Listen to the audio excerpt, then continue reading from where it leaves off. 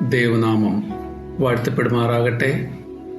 ഈ മാധ്യമത്തിൽ കൂടി എന്നെ ശ്രദ്ധിക്കുന്ന എല്ലാ ശ്രോതാക്കൾക്കും വീണ്ടും വരുന്ന ക്രിസ്തുയേശുവിൻ്റെ അതിപരിശുദ്ധമായ നാമത്തിലുള്ള എൻ്റെ സ്നേഹവന്ദനങ്ങൾ പ്രാരംഭമായി അറിയിക്കുകയാണ്.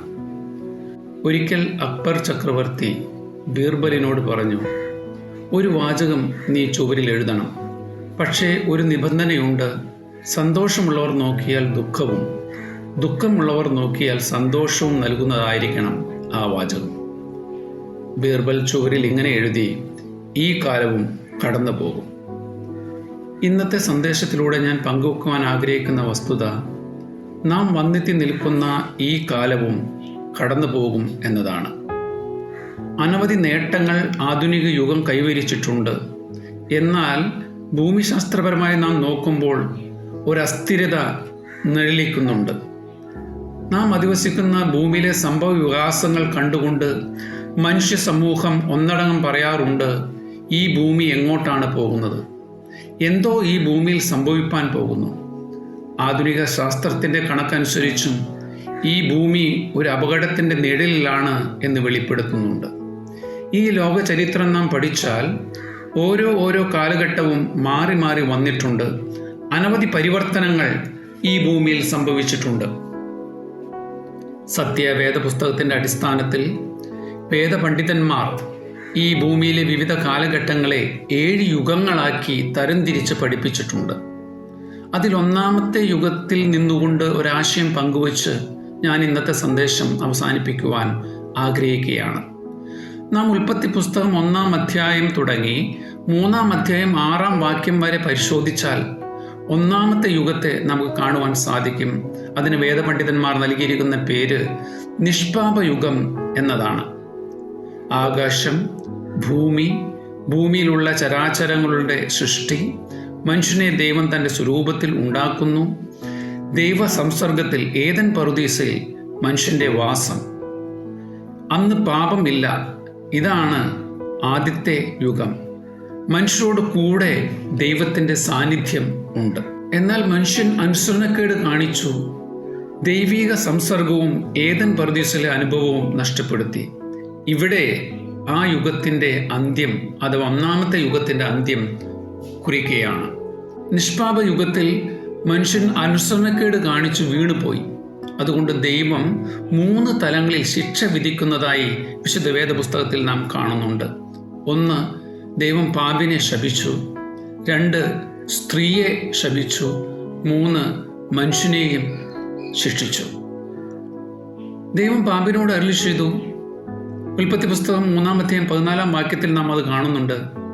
നീ എല്ലാ കന്നുകാലികളിലും എല്ലാ കാട്ടുമൃഗങ്ങളിലും വെച്ചും ശപിക്കപ്പെട്ടിരിക്കുന്നു.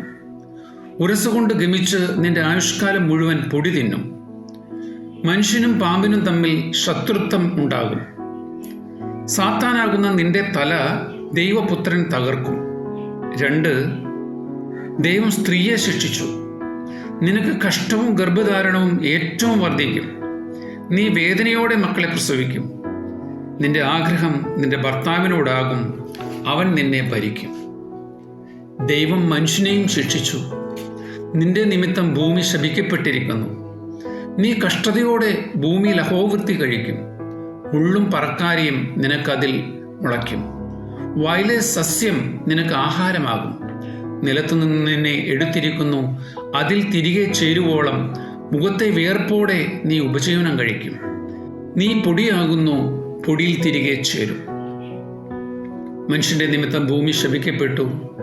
ദൈവ സാന്നിധ്യവും ഏദൻ പറുദീസിലെ അനുഭവവും മനുഷ്യന് നഷ്ടമായി. ഏകന്റെ അനുസരണക്കേടിനാൽ ഒരു യുഗം അവസാനിക്കുമ്പോൾ ദൈവകൃപയുടെ ഒരു പ്രവൃത്തി നമുക്കവിടെ കാണുവാനായിട്ട് സാധിക്കും. ഉൽപ്പത്തി പുസ്തകം 3-ാം അധ്യായം 21-ാം വാക്യം. ദൈവം ആദമിനും അവൻ്റെ ഭാര്യയ്ക്കും തോൽ കൊണ്ട് ഉടുപ്പുണ്ടാക്കി അവരെ ഉടുപ്പിച്ചു. 1-ാം യുഗവുമായി ബന്ധപ്പെട്ട് ഒരു ആത്മീക സത്യം വെളിപ്പെടുത്തിയതിനു ശേഷം ഞാൻ ഈ സന്ദേശം അവസാനിപ്പിക്കുവാൻ ആഗ്രഹിക്കുകയാണ്. ഈ പ്രപഞ്ചത്തെ സൃഷ്ടിച്ച, നമ്മെ ഓരോരുത്തരെയും സൃഷ്ടിച്ച് പരിപാലിക്കുന്ന ദൈവം മനുഷ്യനോട് ക്ഷമിക്കുന്നവനാണ്, ധാരാളം കൃപ കാട്ടുന്നവനാണ്. അനുസരണക്കേടിനാൽ ദൈവസന്നിധിയിൽ നിന്ന് മാറിപ്പോയ മനുഷ്യനെ തോൽ കൊണ്ട് ഉടുപ്പുണ്ടാക്കി അവരെ ഉടുപ്പിച്ചതിന് ശേഷമാണ് ഏദൻ തോട്ടത്തിൽ നിന്നും പുറത്താക്കുന്നത്.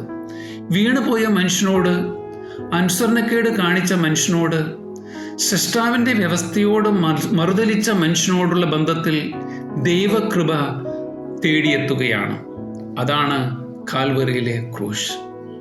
പാപത്തിൽ ജനിച്ച്, പാപത്തിൽ ജീവിച്ച്, പാപത്തിൻ്റെ നിത്യശിക്ഷയാകുന്ന മരണത്തിന് വിധിക്കപ്പെട്ട മനുഷ്യന് ദൈവം സ്നേഹിച്ചപ്പോൾ ഒരു വലിയ രക്ഷണ പ്രവൃത്തി ദൈവം തന്നെ ഒരുക്കി. മനുഷ്യൻ്റെ യാതൊരു പ്രവൃത്തി കൊണ്ടും രക്ഷ സാധ്യമല്ല എന്ന് ബോധ്യമാകുന്ന വിധത്തിൽ ആ ദൈവത്താൽ മാത്രം ആ രക്ഷ ദൈവം സാധ്യമാക്കി തീർത്തു.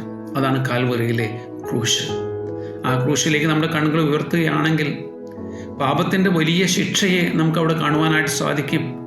മനുഷ്യൻ അനുസരണക്കേടിനാൽ എല്ലാ മനുഷ്യനും പാപികളായി തീർന്നപ്പോൾ ആ പാപത്തിൻ്റെ ശിക്ഷ ആ യേശുക്രിസ്തുവിന്മേൽ പിതാവായ ദൈവം പൂർണ്ണമായിട്ടും ഏൽപ്പിക്കുകയാണ്. ദൈവസ്നേഹത്തിൻ്റെ വലിയ പ്രദർശനം ആ കാൽവരിയിലെ ക്രൂശിൽ കാണുവാനായിട്ട് സാധിക്കും. പാപികളാകുന്ന മനുഷ്യരെ എല്ലാം ദൈവം സ്നേഹിക്കുകയാണ്. ദൈവം ഇന്നും പാപിയെ സ്നേഹിക്കുന്നു. ദൈവകൃപയുടെ കരം പാപിയുടെ നേരെ നീട്ടിയിരിക്കുകയാണ്. വിശ്വാസത്താൽ ആ ദൈവകൃപയിലേക്ക് കടന്നു വരുന്ന ഏതൊരു വ്യക്തിക്കും തങ്ങളുടെ പാപത്തിൽ നിന്നുള്ള മോചനവും നിത്യമായ പറുദീസായിലേക്കും ഉള്ള പ്രവേശനവും ദൈവം വാഗ്ദത്തം ചെയ്തിട്ടുണ്ട്. ദൈവം പാപത്തെ സ്നേഹിക്കുന്നില്ല, എന്നാൽ ദൈവം പാപിയെ സ്നേഹിക്കുന്നു. വീണുപോയ മനുഷ്യനെ ദൈവം സ്നേഹിക്കുന്നു. അവൻ്റെ മടങ്ങി വരവിന് വേണ്ടിയിട്ട് ദൈവം കാത്തിരിക്കുന്നു. എന്നാൽ ഈ കൃപയുടെ യുഗവും ഒരു ദിവസം അവസാനിക്കും. നിത്യമായ ശിക്ഷയിലേക്ക്, ന്യായവിധിയിലേക്ക് ഈ ലോകം ഇടപെടും. അന്ന് ദൈവകൃപയിൽ ആശ്രയിച്ച് ദൈവം ഒരുക്കിയ രക്ഷണ്യ പ്രവൃത്തിയിൽ അംഗീകരിച്ച് ആ ദൈവകൃപയിൽ ശരണം പ്രാപിച്ച ദൈവജനം ദൈവസന്നിധിയിൽ നിത്യവിശ്രമത്തിലായിരിക്കും. അന്ന് ഈ ലോകത്തിൽ ഒരു ന്യായവിധിയുടെ യുഗമായിരിക്കും. എന്നെ ശ്രദ്ധിക്കുന്ന മാന്യശ്രോതാവ്, ഞാനിങ്ങനെ ചോദിക്കട്ടെ, അടുത്തൊരു യുഗത്തിലേക്ക് ഈ ലോകം പ്രവേശിക്കുമ്പോൾ താങ്കൾ ഇതിൽ ഏത് യുഗത്തിലായിരിക്കും?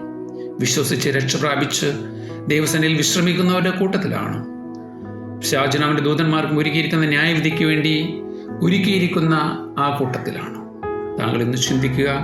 ഈ ലഘുസന്ദേശം കേൾക്കുമ്പോൾ ജീവിക്കുന്ന ദൈവത്തിൽ അഭയം പ്രാപിപ്പാൻ, ദൈവകൃപയിലേക്ക് വരുവാൻ, നിത്യജീവൻ ഓഹരിക്കാരായി തീരുവാൻ ഈ സന്ദേശം മുഖാന്തരമായി തീരട്ടെ എന്ന് ഞാൻ ആഗ്രഹിക്കുന്നു, പ്രാർത്ഥിക്കുന്നു. ദൈവം ഏവരെയും ധാരാളമായിട്ട് അനുഗ്രഹിക്കുമാറാകട്ടെ.